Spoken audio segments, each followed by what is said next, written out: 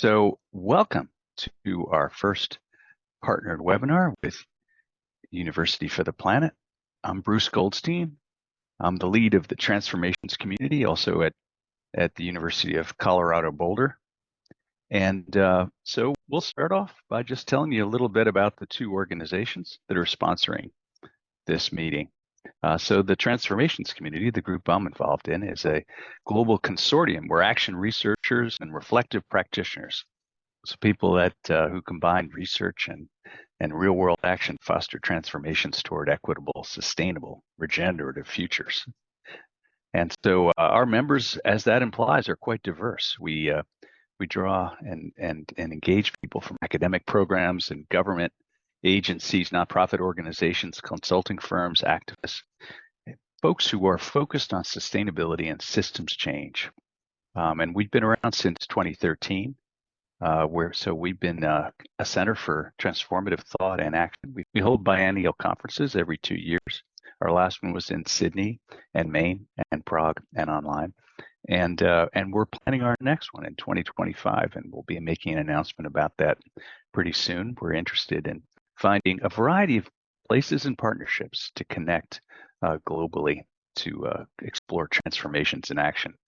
And so, as that implies, we're all about focusing on social ecological crises and trying to find ways to catalyze transformative change, to engage in action research and reflective practice. So we're very transdisciplinary. Folks have collaborative projects, often with communities at a variety of different scales. And our approach is grounded in knowledge co-production. And it's about catalyzing alignment and making action happen.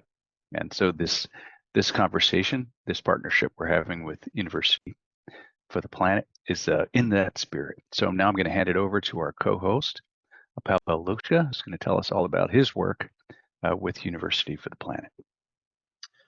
Thank you, Bruce. Fantastic that we have this conversation today, which I hope will be a start of a series of dialogues on pathways to transformation that can be explored from the transdisciplinary standpoint. And I represent here University for the Planet, which is a new organization. Actually, we are an organization in making with the purpose of creating a global learning platform to support regenerative transformation around the globe.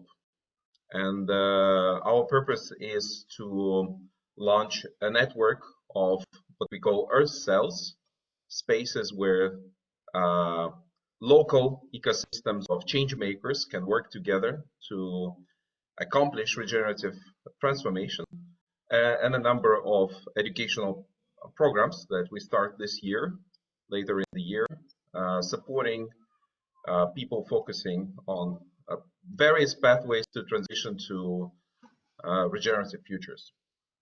And our first line of work is right now organizing events, conversations about strategies for bringing forward regenerative futures. So the conversation today is organized in the spirit of that. And I would like to particularly highlight that I think there are three strategies that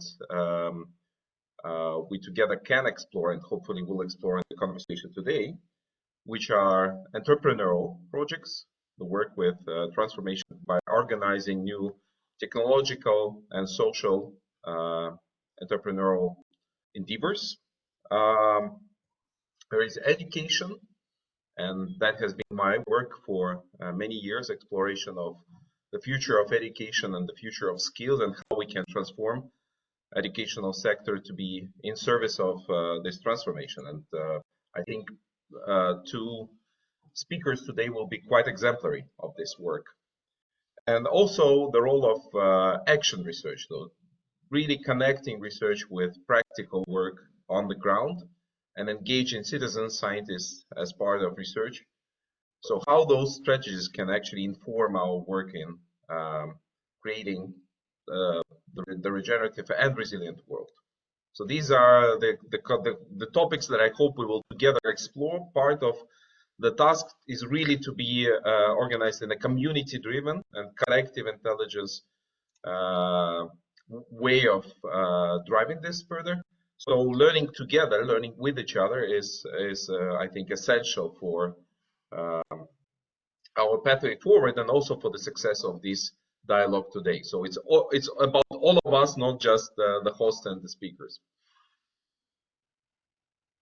Thanks, Pavel. Yeah, so we're, as that suggests, we're trying to wrap our arms around a wide variety of topics and really think about not only the work we're doing, but how we do the work, how we organize the work, how we serve as entrepreneurs in our communities, how we create and sustain initiatives. And so a little housekeeping before we begin. We're using an AI monitor on this, and we're going to be generating a summary of the discussion. We're really intrigued in the transformations community about the possibilities and the perils of artificial intelligence, so we thought we'd demo it and see if it can help us do some synthesis here. We'll be creating this document, and we just wanted to inform you all that you're being recorded and you'll be transcribed. We are not going to identify individuals when we distribute the transcription, and we will be synthesizing a summary of this discussion with the authors and the speakers and sponsors and hosts, and distributing that to all of you as well for your comment. And so before we publish, which we'll publish in our annual special issue of the Social Innovations Journal, before we publish that, we'll make sure that this document reflects your thoughts, and if there's anything identifiable, you'll have the opportunity to remove that at that point. So we just wanted to just give you full notice that that's our plan, to try to not only have a great dialogue, but also synthesize our ideas and share them as broadly as possible with the community, and use them as starting places for an ongoing discussion. So the structure of this time we're spending together is Andrea and Tu will share their background and tell us about their work. In the meantime, we'll have an ongoing conversation with questions in chat, and Nick is going to provide us with some prompts along the way, questions that we encourage you to answer. We're going to be keeping a record of the chat as well. So after these introductory comments by our guest speakers, we'll have a panel discussion for about 20 minutes, and then while we have this discussion, we'll be inviting you to ask questions in chat, and we'll be introducing some of those questions into the conversation. And then we'll have breakouts. And so we're going to go into separate rooms and give you an opportunity to discuss your experience as transformative leaders and with transformative leadership. And we'll come back. A person from each of the breakout groups will share their ideas and insights in a short summary.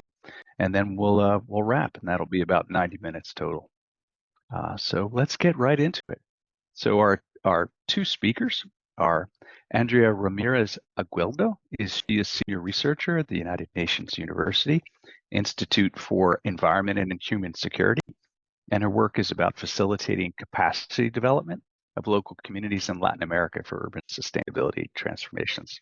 So welcome, Andrea. So glad you could join us here. Tu Besselink is the director of town making and the lead of the Regenerative Cities project at Utrecht University, and an urbanist, educator, philosopher, wear many hats, and is dedicated to fostering regeneration through learning societies, and also the founder of an organization called Academy of Place. So I'm going to invite first Andrea and then Tu to introduce themselves, tell their stories, and share with us what they do and how they do it, and give us some rich case examples of what it means to for them to engage communities and be leaders in sustainability transformations. So Andrea, over to you. Welcome. Thanks for joining us. Hi, Bruce. Thank you so much for the invite. Hi, everybody. Yes, I'm Andrea. I'm Latin American. I was born and raised in Colombia. My background is architecture and urban planning, and Then I was immersed in the interesting and paradoxical world of city changing. And through that journey, I came to realize the interest of not only practices or doing transformations in the practice, but also learn from that. So I am a researcher at UNU, United Nations University. I'm based in Bonn, in Germany, and I'm leading on a capacity development component for a project focus in Latin America that maybe Nick, you can share the slides with everybody, please. And my role here is to facilitate these conversations on local climate action and social, thank you, and social justice. So for me, the conversation today is a way to show you a bit of what I'm doing, what I'm dealing with in my inspiration, but also in my day-to-day challenges, and also learn from all of you. So thank you so much for joining this conversation. Thanks. Next, please. So Transformative Urban Coalitions is a project based in Latin America. We work with 3 countries, Mexico, Brazil, and Argentina. We focus on local climate action with the social lens. So we work in highly vulnerable communities in León and Naucalpan for Mexico, in Barrio 20 in Buenos Aires, which maybe some of you have known because it's a long-term process of social housing upgrading, and then Teresina and Recife in Brazil. In these communities, what we are trying to help with as UNU is to assess transformation. So we assess transformation by different means, mainly mindsets, shifts, assessment, which is led by one of my colleagues. But what we try to integrate is research in this conversation of action and transformation in place. As you all know, Latin America is a context with high differences, social, economical, and cultural. So bringing climate action in the conversation is, of course, a challenge, but also a motive to pursue different means. So that's why I'm inspiring in my work to work with different kind of practitioners. Next, please. In these different cities to understand the local reality. So in this process, we have identified that the best way to promote transformation is basically to have a honest and reciprocal conversation in which not only we come with a climate topic to work with the communities, but we also engage meaningful in their conversations of urgent needs and how can we address those. So my role basically for engaging these communities in these 5 contexts is through different types of skills. Next, please. I have been focusing on working with soft skills because I think it brings an added value to the conversation in which different kind of participants can engage.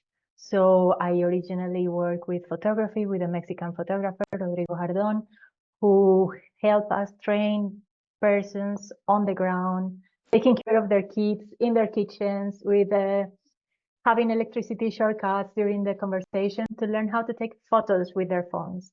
And through that learning that might seem very basic and normal in another context, we enter to this conversation of what is climate action urgent for you? Why do you think you have the power or the need to do something about it?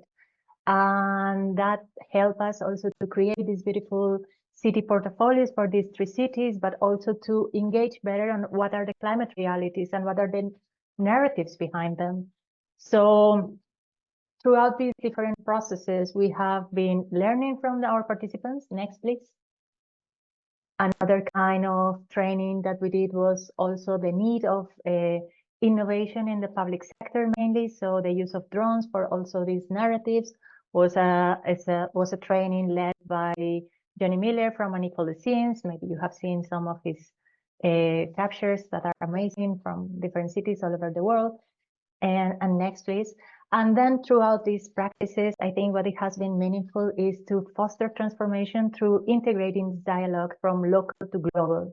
And my role is basically a knowledge broker. What I do is try to keep this conversation ongoing, not only for integrating the local actions at the national level, which is a means for a scale up of this conversation, and maybe this entrepreneurial and leadership conversation could lead to that, but also how this global audience can have this interest of witnessing what are people doing on the ground. So these images belong of our latest exhibition at COP28 in Dubai last December.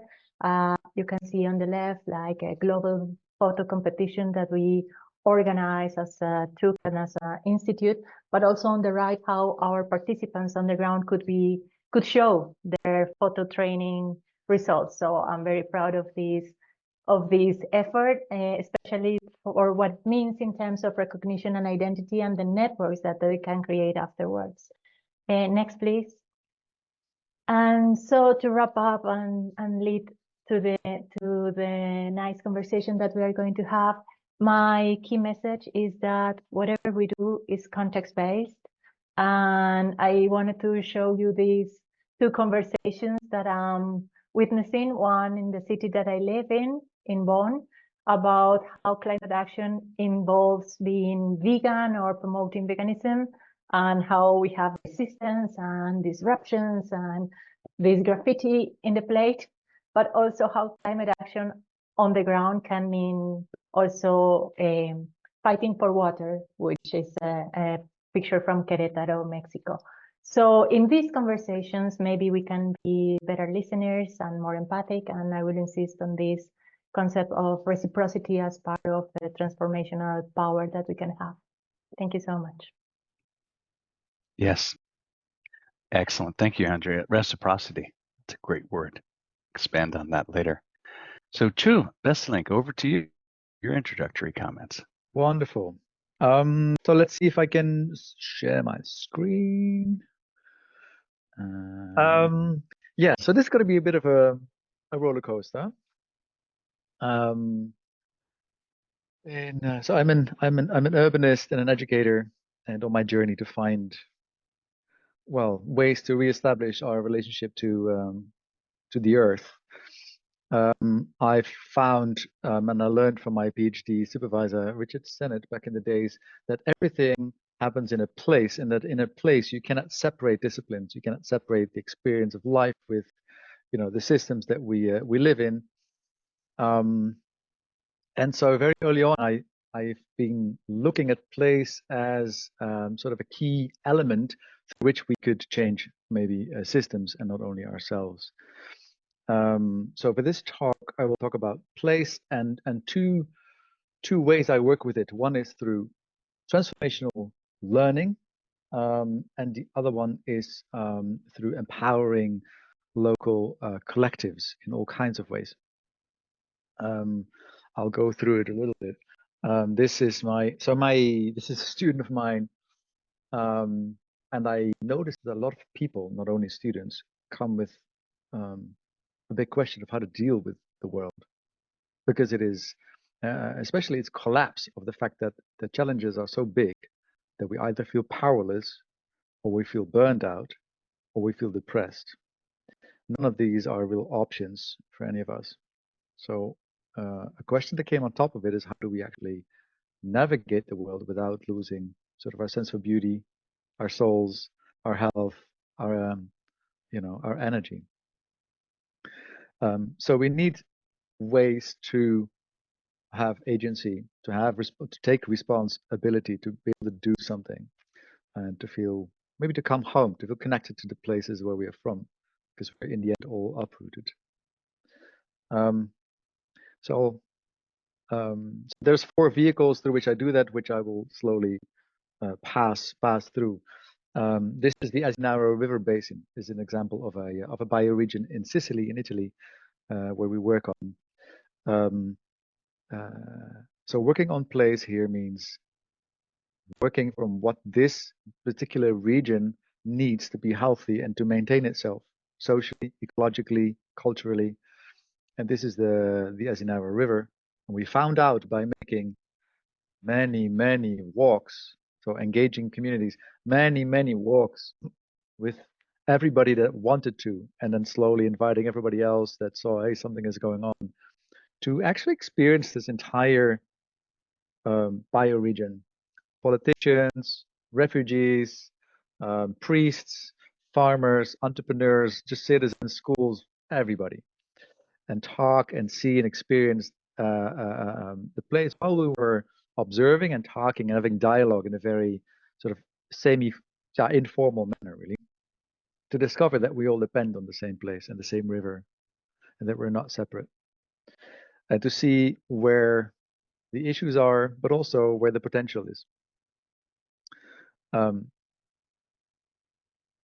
Because then only by actually experiencing this river and its beauty, and to see slowly how everything connects to the well-being of the people in it, that the falling apart of the families because the young people, they just move out because there's no work, or the depletion of the soil, the little farmers that can't compete with the world economy, like, so there's issues upon issues, fires,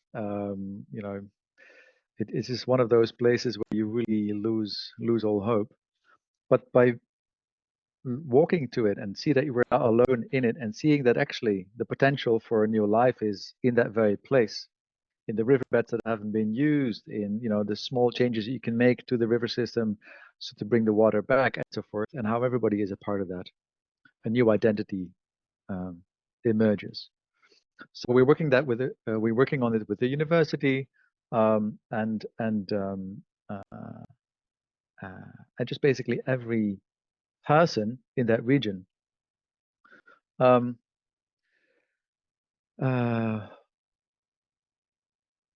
Walking in that place then became our pedagogy for transformational learning. It was so simple. It is so simple yet so powerful. By walking with everybody, so also the archaeologists, also the farmers, also the people that have a lot of knowledge, or the people that just live there and just have, like you see, maybe, oh, there's this little guy here. See the guy is happy in his little, the old guy in his three-wheeler, telling stories about how life was when he was a kid here, and there already you find starting points for renewal. So it starts with a place, a community, a story, and a potential that ties the past to a future. And by that time, there's enough relationship between people to come into action. The next phase is really building infrastructure so that the community can act, a fund to be able to receive money, a way of governing the place, all these sort of more systemic things. But it all starts with a sense of identity and community and trust that we can actually do something together. I'll move a little bit further. Here in the Netherlands, we're working on, this is Amsterdam on the right, and on the left there's the sea, and in the middle there's an area that we work on. Everything that's blue, that is about 6 meters under sea level. And in this place, we are trying to create collective power for the farmers and the citizens to be able to take care of nature, to be able to take care of their own families, and to have a more nature-inclusive form of farming, and to make a relationship to the city. Because right now, city and countryside in the Netherlands are completely separate. Everything farmers produce goes international. Nobody has a real concern for each other. And here what we did was organizing farmers in different collectives. So this is an urban farm estate, kind of a cooperative of different farmers and artists and scientists and citizens who work together to take care of the land that surrounds it, but also a farmer collective that takes care of nature by taking the role that normally the government takes of maintaining and taking care of nature, which they do very inefficiently, and putting them in a cooperative of farmers who know the land and who have the machinery to work with it, but just don't know exactly how to work with nature yet. But then teaching them and creating that knowledge, we do two things at the same time. So we have farmers who get an extra revenue stream and thereby open up space to make a transformation of their practice from more monoculture exploitative farming to more regenerative farming, and basically survive, because most of them actually do not survive in the Netherlands at the moment. Only really big ones, they buy everything up. And the second one is that they all learn how to take care of nature, which is right now the farmers are the ones that are destroying the nature. So you turn around a negative into a positive, which is a really beautiful thing to see, that farmers feel empowered and don't feel the need to protest, as is in the Netherlands. I don't know how it's with you guys, but here we have tractors blocking the roads and driving up the Prime Minister's front lawn and everything. So yeah, by empowering really the people to do their thing, yeah, we see people starting to be able to take care of place and their own place. There's the connection between themselves and their own place that they know. Again, is really essential. Yeah, yes, we should we're through it. That's good. Into the panel discussion. Nice. That's good. I think this is enough. You know almost everything now. Anything else? Yeah. Over to you, Bruce. Yeah, and we want to launch from this point and have a little conversation between Andre and Chu. And so Pavel and I have a few probes, a few questions that I think expand on some of the things that we're hearing. We hear about reciprocity. I love that word, and collective power. You said that, Chu. And these kinds of engagements, they're not the traditional kind of process by which a researcher usually engages with the research subject, right? We're talking about something different here. Co-design, co-production, we use these terms. So Andre, I wanted perhaps you to start this conversation and to jump in whenever you like. This idea of co-design, what kind of strategies are effective in engaging communities to accept, to embrace the invitation we have, and also be full partners in these projects, as opposed to just sort of passive recipients of our intentions. So how do you make their needs and perspectives central, and how do you create and initiate, sustain that kind of partnership? Andrea, tell us a little bit about your experience in developing these productive partnerships. Thanks, Bruce. Well, briefly, our project precisely focuses on creating these coalitions, and we are learning by doing. This is our approach. We are focusing on these 5 processes on the ground, on these 5 cities, but at the same time, I think the key strategy is to have research behind that, or parallel to that. So what we do is collect data, being informed by evidence, being insistent on participants' time, asking them often and frequently about their needs and expectations. And one component of these ways of responding to this confidence is by providing a tailored offer of this capacity development component. It's not the only one. I cannot show you, oh yes, this is the most impactful one. But what I can say is that we are trying our best to have this response based on what the data is telling us or what their needs are telling us. Of course, they have competing needs, and there are topics that we cannot approach in a project. Even if it lasts 6 years, the project will go until 2026. But what we think we are good at doing is at creating the conditions to facilitate this knowledge exchange.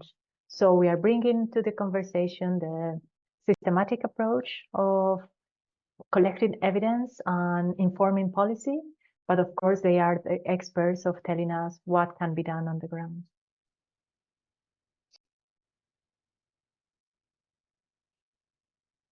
Chu, want to jump in? Oh, definitely. Yeah, so what we attempt is to professionalize the commons. So to empower, by creating infrastructure that they can use, that can be technological, knowledge infrastructure, social infrastructure, learning infrastructure, governance infrastructure, on all these sort of intermediate structures we need to organize ourselves to do and to be able to act collectively towards the good. So for that, we have to know what the good is. We have to understand what we're doing. We have to know where we're going. We have to be able to act together. We have to, so be able to coordinate all these different parts, and that is lacking usually. So commons and bottom-up initiatives are really, gaining more strength in the recent years, but they're mainly small because it is hard for bottom-up initiatives to compete with sort of like, either big companies, big government, and so forth. Compete between brackets, because we're not trying to compete, but we're trying to be at least as effective. Of maybe because a lot of the market and the government, they leave a lot of space for improvement. So there's a lot of things they don't pick up, so that we need to pick up on.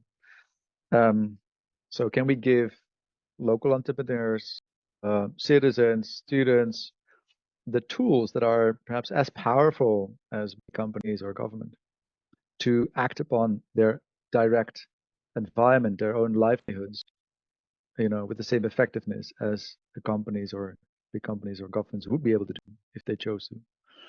So that's what we're doing, and that is financial infrastructure. We build, all sorts of. So that's the real work, I think, when it comes to system change, and then engaging everybody on their own terms, really. Like,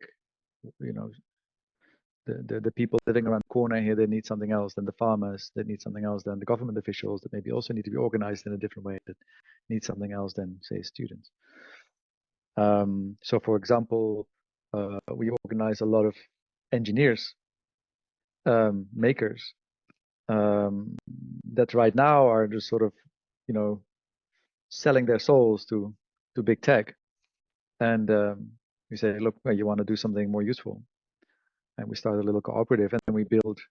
Now, right now, for example, we build a bicycle production system, completely circular, completely local, that every local bicycle shop could actually use to build completely high quality e-bikes, that right now only big car companies can do, because all the car companies own the bicycle companies. Don't ask me why.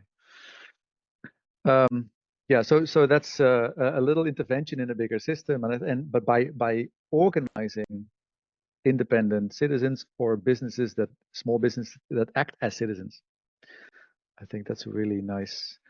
And organizing the knowledge, maybe something else is really interesting to maybe share, is what we use, what we call narrative records.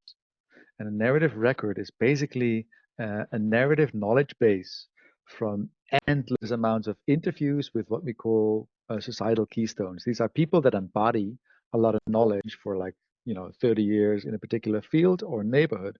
So it can be the woman on the shop who sells, I don't know what, and she knows his neighborhood, through and through, and how it changed and who is who, and very specific place-based. Or it can be a farmer that has been doing his work already for generations, and they embody a lot of knowledge and a lot of complexity that our systems simply don't get. And by making that knowledge available for everybody and build solutions on top of them, we try to, empower local communities. Great, thank you, Theo and Andre. And Theo, you just mentioned this idea of being efficient, which I think is quite important for, let's say, making sure these 4 impact initiatives stay. But at the same time, the question is, when you compare yourself with corporations, for example, they have a very clear metric of being profitable or not. In project like the one that you and Andrea are doing, you obviously have a multifaceted impact. So my question to both of you would be, how do you evaluate and understand what impact these transformation initiatives have on communities and on systems? What are your ways of evaluating that? Maybe you could start first, and then Andrea. Yeah, so to me, this is a question that the current system asks a new way of working, because it needs metrics on which to evaluate, certain funds and where they go, and accountability of current ways of working. Yeah, that's tough. So, well, since we have a continuous knowledge production, through which and that is open and transparent. Everybody can always look and see what's going on, where things are at a certain moment. We do not look at things in terms of impact on the system. So did actually the system change or not? Because that's something that's, because causally that's one almost impossible to determine anyway. It's too complex, doesn't really make sense. We look at how things go in, and in a learning manner. So you continuously learn, you create more and more relationships, you create more and more learnings and feedback loops, and that's the only way that we manage it at the moment. So the organization of knowledge and the increased amount of relationships and the trust between the different parties involved is our impact. Accountability, let's say, because you do that together. Yeah. Andrea, what about you? Thanks, Pedro. I don't have the magic sauce neither, but I will add to this that, well, for us, because it's a project funded by the Climate Initiative, by the German government, we have indicators, of course, that are very complicated to assess. But in the reality, what we are trying to figure out is how to assess mindset shifts. And that means not only, as Theo just mentioned, what has changed, but how it has changed. And for us, the interesting part of this impact is precisely these stories that are told in the communities, because this is what we consider a big impact for Latin America, having everybody in the same table and their understanding that this coalition means a neutral space where they can discuss and confront and challenge and be contested, but also being promoters of change. So for us, this is one keystone on our process, but also a deeper understanding of our research is how are we having these means to create a better narrative of this paradox of limits and capacities, but also abundance and well-being, because in contrast to these stories in Latin America, we have an amazing community power, usually led by women on the ground, usually led by poor women on the ground with low levels of education. But the actions that they can do are really transformative in what they want to. So to have this zoom in, zoom out capacity is what I think is more impactful for us, to have this potential to assess for policy informed research or research that informs policy, but also to create a better understanding that the action on the ground might be a physical transformation, might be a spatial change, but also might be the trust and commitment and the identification of being able to change something. And I think that is a very relevant condition for creating impact in the long term. Maybe it is impossible to have it identified in the 1 year or 2 years project, but in the long term, I think it will show great results. I just want to ask everyone, if they have a question or something you'd like to address to our panelists, please put it in chat and we'll introduce it into the conversation as well. I have a question about scaling. These are such rich engagements with real world communities and empowering people from the ground up. How do we think about scaling these kinds of efforts, which are so intimate, take so long to build and sustain these relationships? How do we think about the question of broader systemic change, the relationship of these efforts to broader systemic change? And is there, when we think about roles like entrepreneurship or sort of translating our findings and our observations through educational practices, what is your means of scaling? How do you think about scaling? Is it relevant, and how do you pursue it in your work? Andrea, maybe I'll start that one with you as well. Thanks, Bruce. Difficult. Scaling could be related to mainstreaming, and also it could be related to scale up or replicate in general or in the conceptual terms. And of course, this is one of our topics, and we want to do this transformative urban coalition as an approach that could be replicated elsewhere or taken to national discussion. So we will emphasize this opportunity to link the local and the national levels because of what we do, of urban climate action. But also it means bringing everybody in the conversation. And I will insist on this concept of reciprocity, our knowledge mobilization at the end. And for us, the role of education or entrepreneurship at the end is being able to create these conditions for the persons that are working at the local, at the front line, having these opportunities or being enabled to do something in the long term. So in this sense, for us, means being able to learn from this process, to create the conditions of reflexivity, to give back to the community. I will insist on this, but also to create these opportunities to network, to create knowledge sharing strategies, to translate concepts, but also to translate these stories on the ground and the global stories, and have this integration of approaches, because at the end, sometimes all this scaling we are considering in one direction, and maybe it's the integration of different approaches and directionalities. I hear you. I think I've heard that described as so scaling down or scaling within or scaling out instead of scaling up. And I love these concepts of reciprocity and relationships. Sure, I bet you can relate to this. Oh, 100%. Yeah, exactly. Because, traditional scaling, for us sort of really ends up in a one size fits nobody. It's probably one of the biggest causes of all the problems in the world, the way that we just scale a single solution for different contexts. So we try to probably pretty much do the opposite, right? So make something so specific that it can only work in one place, because that place specifically needs that specific configuration. Doesn't mean you cannot scale. So in other ways, right? So I think one way of scaling is that we believe in the sharing of and the collectively building of knowledge. So there's a commons of knowledge over there. So we do that. Everybody can start doing what we do anywhere in the world, and they can just do their own thing with it.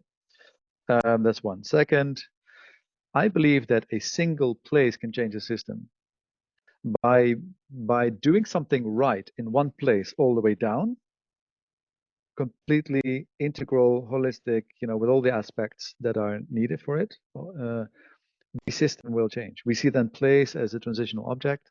So, for example, that farm that we're started here in the Netherlands, it is impossible according to the current systems. So the legal system, it doesn't work. Policy doesn't work for it.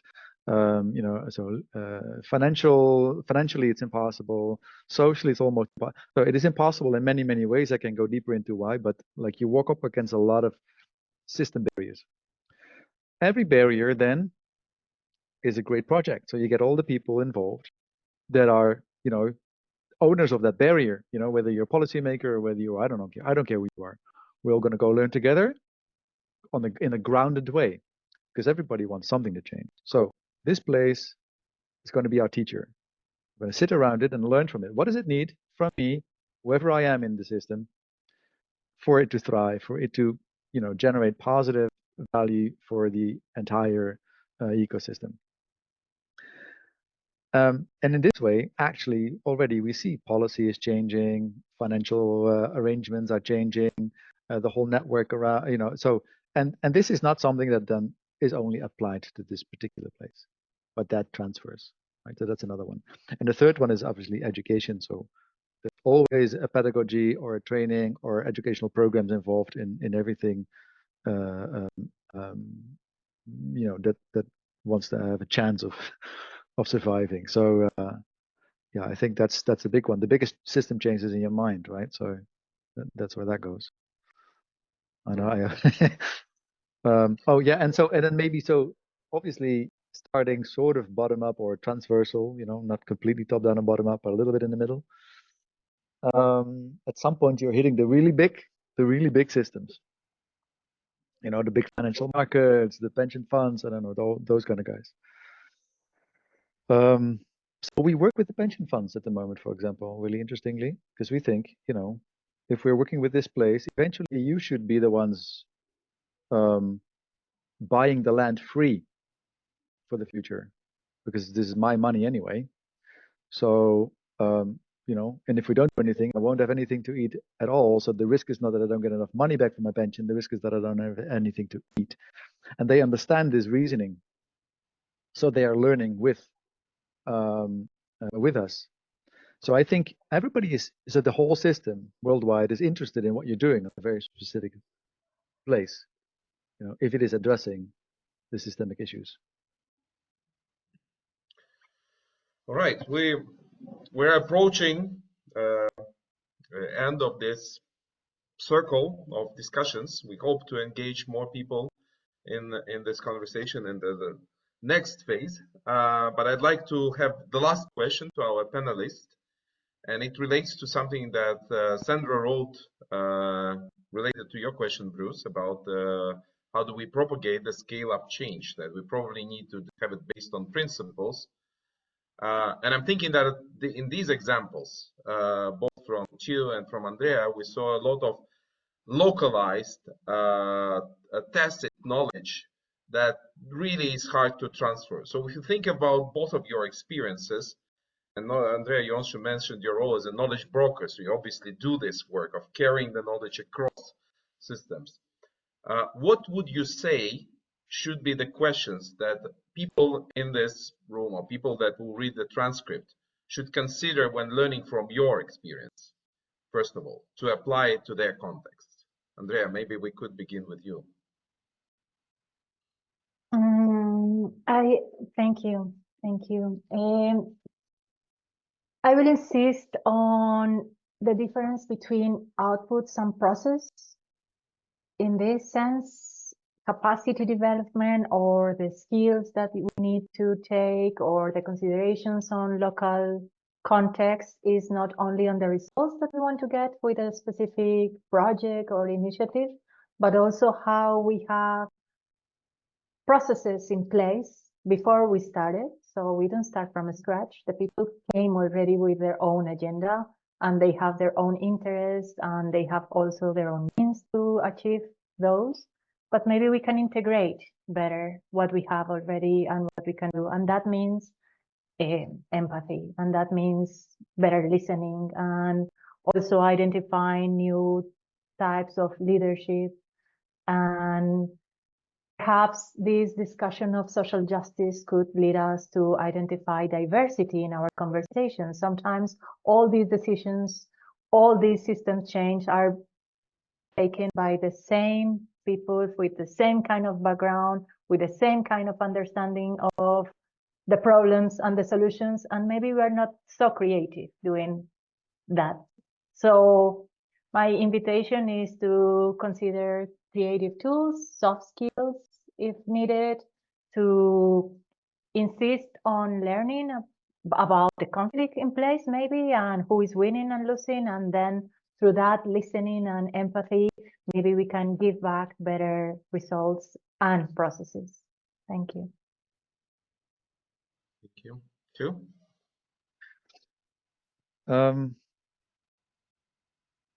Well, so the first thing is really don't start with your project.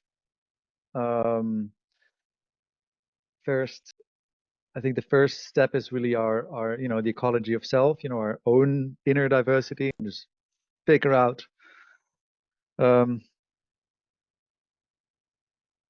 how we have peace with that. So can we internalize the diversity that we see around us in ourselves, and can we harmonize that in some way? Because if we are out there in conflict mode, or negotiation mode, or in I have to realize this project and have that impact, that's already a resistance. That's already something that yeah, it'll get you into a burnout. So yeah, there's a there's a sustainability of in the self that you know, that's number one. Otherwise, you cannot even do this work. And the second one is don't go alone, and try to see not what your project is supposed to be doing. Like, try to see what your place is in the bigger ecosystem that you're a part of. That can be a natural, social, economic, whatever ecosystem that you're part of. But like, what is that place and relationship that what are you contributing there? Because you can have a very successful project, but yeah, what is the surrounding asking? Yeah, that would be, yeah, those would be my two. Perfect. Thanks, Chu. Well, these are provocations that are going to lead us right into our conversation. So we're going to go into breakouts now. We've got staff. Our staff are from the transformations community who are holding this space and have organized this great session. Are here to be hosts in the breakout rooms. And once we get in there, we're going to ask each room to nominate a scribe to take a record of what the conversation is and bring back a summary when we come back together. So Nick Graham is going to put in chat the question that we'd like to take into the breakout rooms. And so that's all about a question. First of all, we'd like to ask each of you, who are you? You know, what is the transformations initiatives that you've been involved in designing or leading or familiar with or studying? You know, what have really inspired you? And what have you learned about leadership of these kinds of initiatives? How to be not only a scholar, but a facilitator, a guide, a weaver, to hold space for these kinds of co-designed, co-produced transformations initiatives. And so we invite you to have a great discussion. We have about 15 minutes for this, and we'll see you when we get back. We're back. Yeah. Fantastic. Is everyone here? I think so.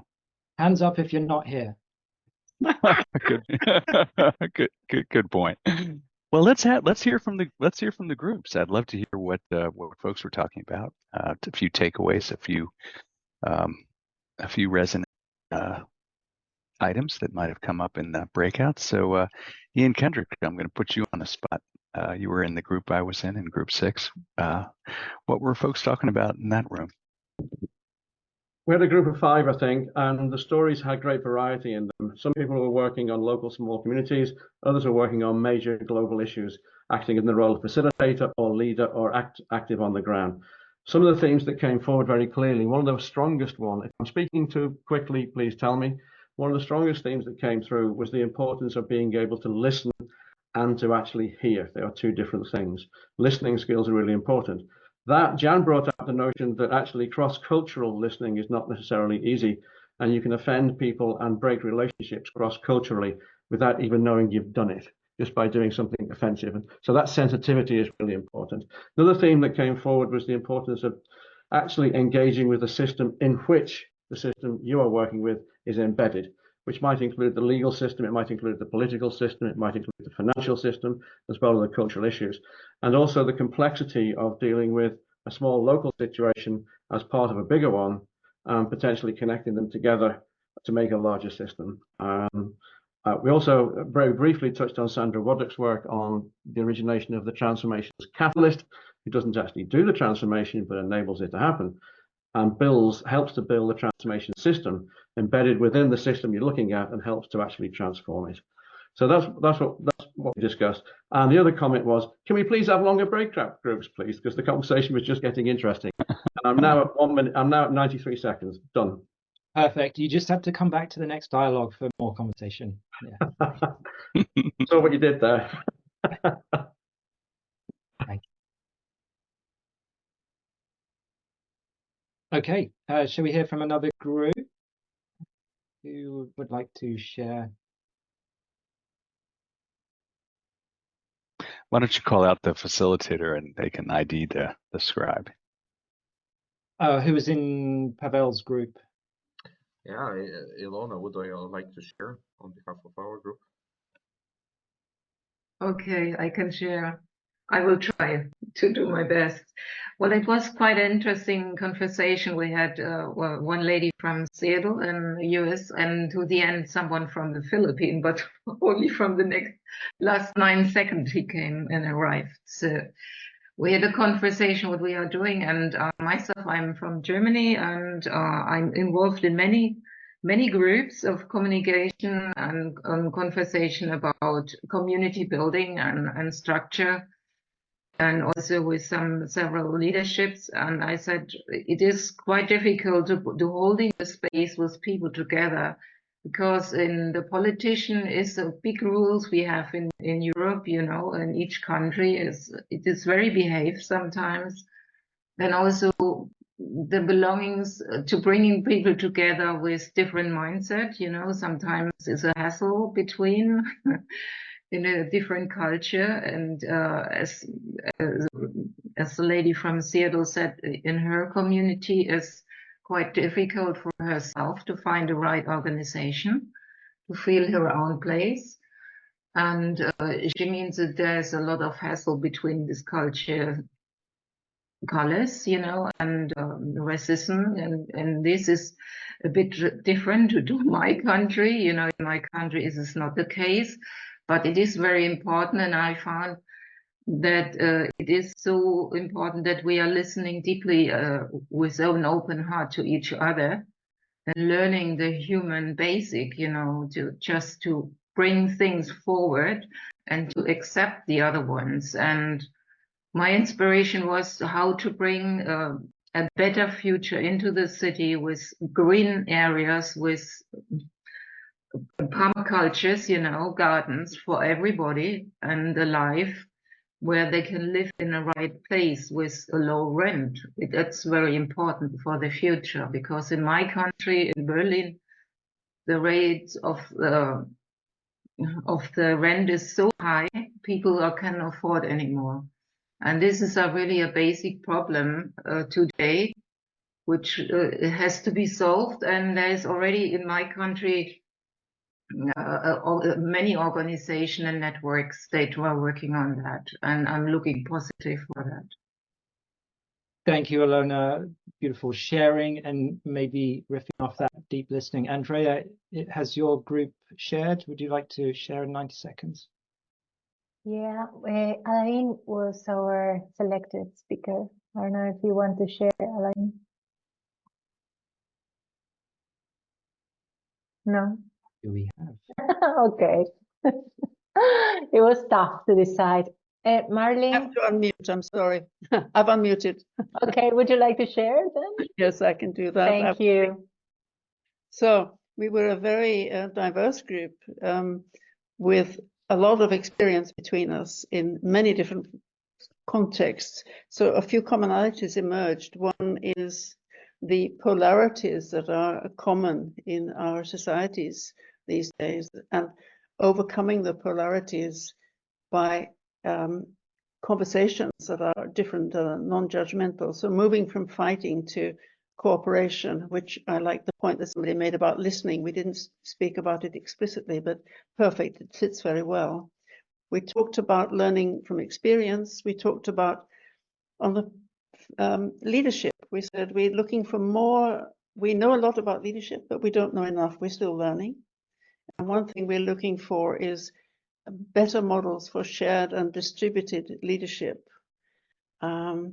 We also heard the words benevolent dictator at the very last minute, and the word Wikipedia, and I'm not sure how they went together, but I'm curious, so I'm going to throw them out there anyway. Yeah, I think that was about it, and I hope to stay in touch. Wonderful group. Thank you. Thank you so much, Marilyn. Yes, and it's nice to leave some tantalizing invitations for exploration as we continue this journey. Chia, your group, have they shared? Would you like to, who is speaking for you?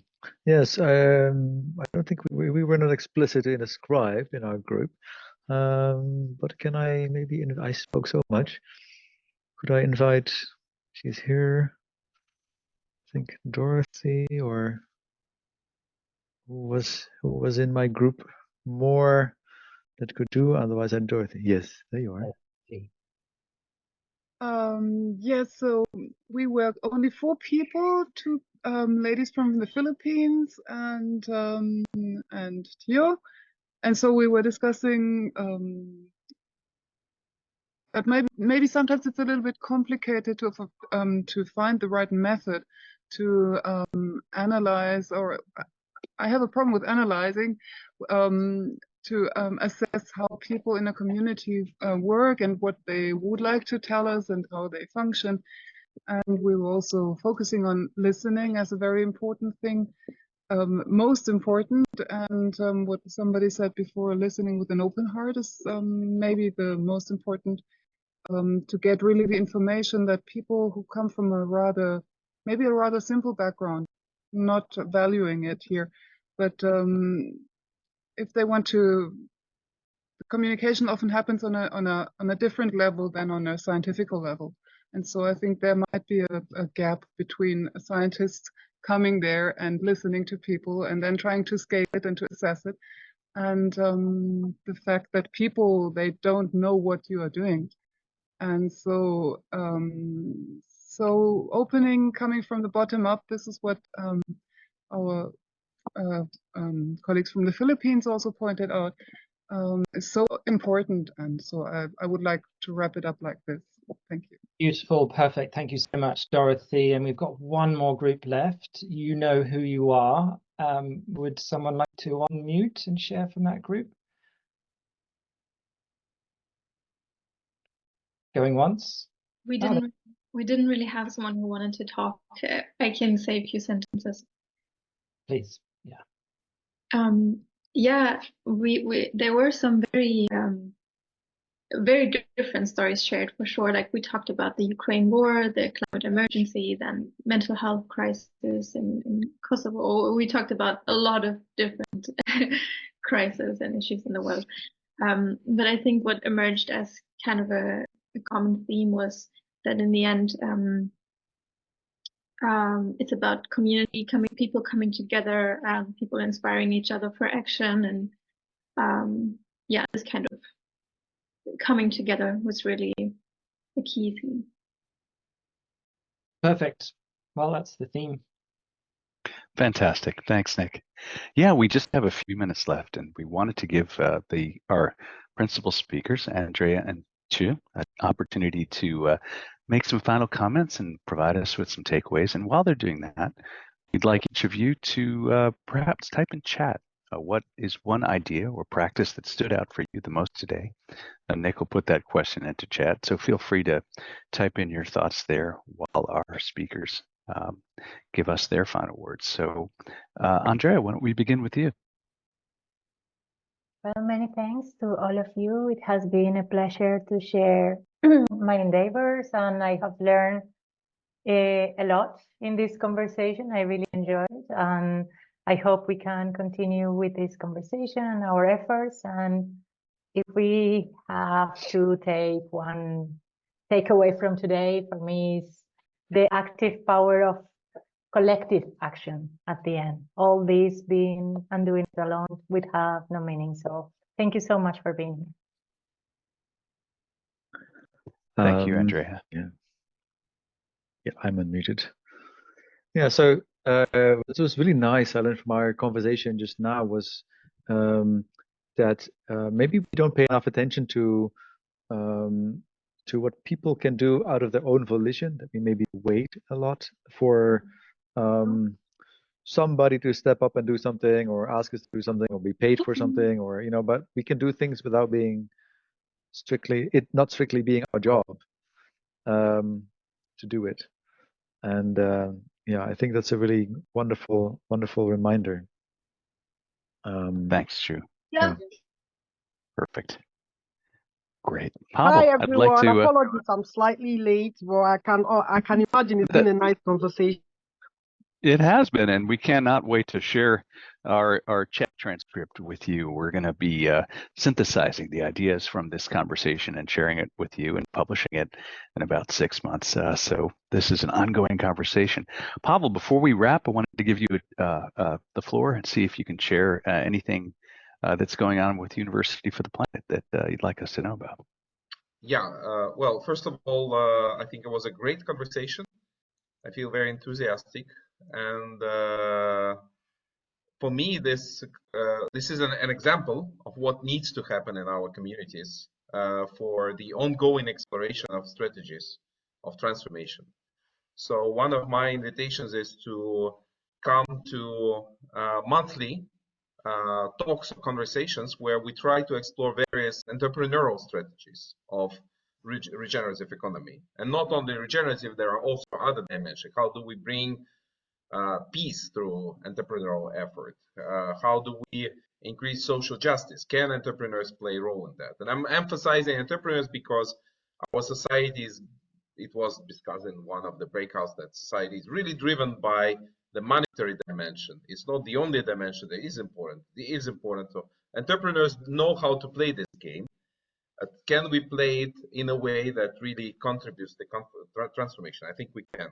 So that's one invitation. And another one is, let's continue to explore what kind of future we want to create together. So one of the ways to do it is to, you can look at the website where recently, with a recently published book on the next 100 years, a bridgeway through the decisive century, which is kind of an attempt to discover what is this tapestry that we can weave together into a regenerative future. What are some initiatives across many domains, including economy, governance, culture, and thinking model and consciousness? So what are these different initiatives, and how can we see each other as parts of the emerging meta movement? Because there are many movements in making right now that are working towards this effort. So invite you to continue this conversation together. And maybe last but not least, something that came up quite strongly is that there is a deep relationship between inner and outer. I think it was mentioned a few times, Bruce, today, wasn't it? That the scaling up is also scaling within. So working with ourselves, we are the tools of that transformation. So my call to everyone is to start seeing each of us and our challenges more in a kind of fractal way. What blocks us from being those, let's say, players in this game of transformation together, and how can we engage in this better on ourselves and each other? Thank you. Thanks, Pavel. Yeah, I really get a sense of our commitment here, our emotional engagement, the way we bring all of our intelligences to this kind of work. It's not just about structure or process or technical knowledge, and so it's really exciting. It's rich to hear all these ideas in motion. So I'm looking forward to looking for the patterns and sharing them back with you and see what the patterns that are emerging from this conversation. So stay tuned for that. Other things to share from the transformations community. Of course, we'll be continuing to offer seminars, webinars, and other conversations. I invite you all to participate in those, hopefully continuing to partner with you, Pavel. And we'll also be organizing our conference. We'll be our 2025 Transformations Conference. Every 2 years we hold a big event, and we'd like you all to come join our party. That'll be a wonderful experience. We're really trying to make it a rich, engaged, active learning and bonding opportunity. And finally, we have a strange little project we're starting up, which is our AI initiative. We're really curious about the impact that AI is going to have on society, on transformations work, on our opportunities for transformations, and also the perils of AI. And so we're doing this in a way that's embodies our commitment to learning in action. And so we're teaming with some technologists to develop an AI platform that embraces our community dynamic and doesn't replace our community dynamic. And is that possible? So we're going to experiment with AI platforms for humanity that support human interaction and human learning and embrace tacit, local, and place-based knowledge. And so if you'd like to be involved with that project, please join us. Nick has put a link in chat. We'd love to have you take part. We're going to have bi-weekly conversations about the impact of AI and the possibilities for AI co-design over the next year. So that's all we got. I think that's a wrap. Thank you, Pavel. This has been delightful partnering with you in this effort. Thank you, Nick, for organizing and coordinating this event, and to all of our staff at the Transformations community for your participation as well, and especially our speakers, Andrea and Chu. Thank you so much for sharing your insights and for your leadership in transformations. Thanks, everyone. We'll see you soon.